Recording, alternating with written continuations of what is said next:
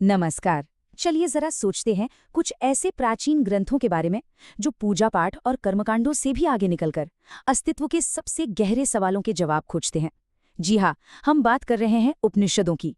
और ये सिर्फ किताबें नहीं हैं, ये तो एक सफर है अपने असली स्व को, अपने सच्चे आत्म को खोजने का। तो सवाल ये उठता है कि आखिर ये प्राचीन गुप्त शिक्षाएं थीं क्या?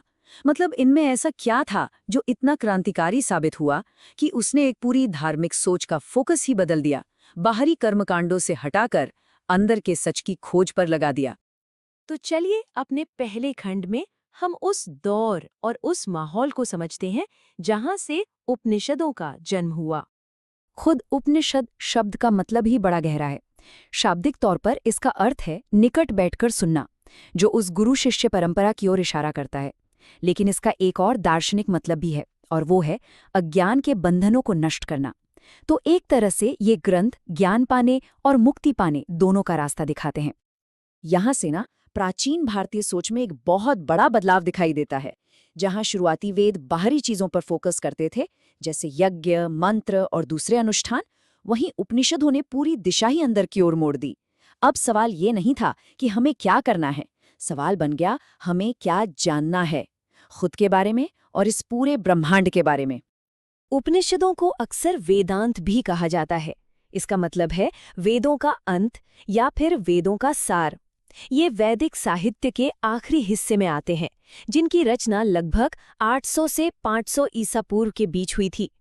तो ये वो दौर था जब कर्मकांडों का युग खत्म हो रहा था और गहरे दार्शनिक चिंतन का एक नया युग शुरू हो रहा था। इस दार्शनिक बदलाव के दिल में दो बहुत ही बुनियादी विचार थे। कह सकते हैं कि ये दो ऐसे खंभे हैं जिन पर उपनिषदों का पूरा दर्शन टिका है, आत्मा और ब्रह्म। पहला खंभा है आत्मा। ये हर जीव के अंदर मौजूद स्व है, हमारी चेतना, हमारा असली सार, यही आत्मा है। ये वो है जो शरीर और मन से भी परे है, जो असल में मैं है। और दूसरा खंभा है ब्रह्म। ये वो परम सत्य है, वो ब्रह्मांडीय चेतना जो हर जगह, हर चीज में मौजूद है। यही पूरी सृष्टि का स्रोत है, उसका आधार है। इसे हम पूरे ब्रह्मांड की आत्मा भी कह सकते हैं। लेकिन सवाल ये है कि उस ब्रह्म को कोई समझे कैसे, जो हमारी इंद्रियों की पहुंच से बाहर है। इसके लिए उपनिषदों ने एक बहुत ही अनोखा तरीका अपनाया, नेति नेति, यानी ये नहीं ये नहीं। इसका मतलब ये है कि ब्रह्म को सीधे सीधे बताया नहीं जा सकता। हम बस ये बताकर उसे समझ सकते हैं कि वो क्या क्या नहीं है, ताकि हमारा मन सारी सीमाओं को पार करके उस अनंत सत्य की ओर एक इशारा पा सके। छांदोग्य उपनिषद की एक बहुत ही खूबसूरत कहानी इस बात को समझाती है। एक गुरु अपने शिष्य से एक अंजीर का फल तोड़ने को कहते हैं। शिष्य फल तोड़ लाता है। गुरु कहते हैं इसे खोलो। शिष्य खोलता है तो उसमें बहुत छोटे छोटे बीज निकलते हैं। गुरु कहते हैं एक बीज को खोलो। शिष्य उस नन्हे से बीज को खोलता है और कहता है गुरुजी, इसके अंदर तो कुछ भी नहीं है। गुरु मुस्कुराकर कहते हैं बेटा, ये जो कुछ नहीं दिख रहा है ना, इसी अदृश्य सार से ये इतना बड़ा अंजीर का पेड़ बनता है। वही ब्रह्म है और वही आत्मा है। अब ये देखते हैं कि कैसे उपनिषदों के कुछ वाक्यों की इतनी अलग अलग व्याख्याएं की गईं कि उनसे दर्शन की अलग अलग शाखाएं ही निकल आईं।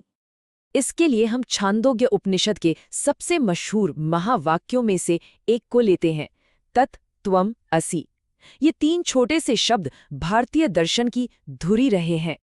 लेकिन क्या ये सोचने वाली बात नहीं कि बस इन 3 शब्दों ने सदियों तक चलने वाली दार्शनिक बहसों को कैसे जन्म दे दिया और भारत के बड़े बड़े दर्शनों को कैसे एक नई दिशा दी?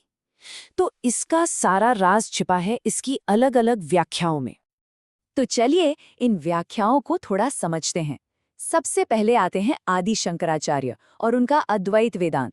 उनके हिसाब से इसका मतलब सीधा और साफ है, तुम वही हो, यानी आत्मा और ब्रह्म में कोई फर्क नहीं है, दोनों एक ही हैं। फिर आते हैं रामानुजाचार्य, जिनका दर्शन है विशिष्टाद्वैत। वो कहते हैं कि इसका मतलब है तुम उस ब्रह्म का शरीर हो, मतलब आत्मा ब्रह्म का एक जरूरी हिस्सा है, उससे जुड़ा है, पर फिर भी अलग है। और फिर कहानी में एक जबरदस्त मोड़ लाते हैं मध्वाचार्य। वो तो व्याकरण के आधार पर इसे अतत्वमसि पढ़ते हैं, जिसका मतलब हो जाता है तुम वो नहीं हो। उनके मुताबिक आत्मा और ब्रह्म हमेशा अलग अलग रहते हैं। है ना कमाल की बात? एक ही वाक्य और उस पर 3 बिल्कुल अलग दर्शन खड़े हो गए। तो चलिए अब अपने आखिरी खंड में हम इस ज्ञान के असली मकसद और इसकी आज तक की विरासत पर गौर करते हैं। उपनिषदों का जो सबसे बड़ा लक्ष्य है वो है मोक्ष।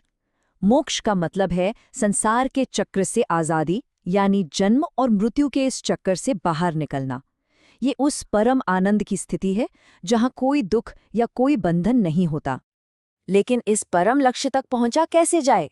कठोपनिषद इसका जवाब बहुत साफ साफ देता है। मुक्ति किसी बाहरी कर्मकांड या यज्ञ से नहीं मिलती, ये मिलती है ज्ञान से, अपने सच्चे स्वरूप को, अपनी आत्मा को समझने से। यही ज्ञान का मार्ग है।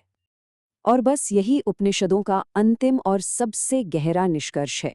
जब कोई इंसान अपनी आत्मा को पहचान लेता है और ये जान लेता है कि वो उस परम सत्य यानी ब्रह्म से अलग नहीं है, तो वो मुक्त हो जाता है।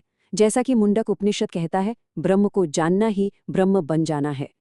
उपनिषदों का असर सिर्फ भारत तक ही सीमित नहीं रहा। 19वीं सदी के जर्मन दार्शनिक आर्थर शोपेनहावर इससे इतने ज्यादा प्रभावित हुए कि उन्होंने लिखा, पूरी दुनिया में उपनिषदों के अध्ययन जैसा फायदेमंद और ऊंचा उठाने वाला कोई और अध्ययन नहीं है। ये मेरे जीवन का सुकून रहा है और मेरी मृत्यु का भी सुकून होगा।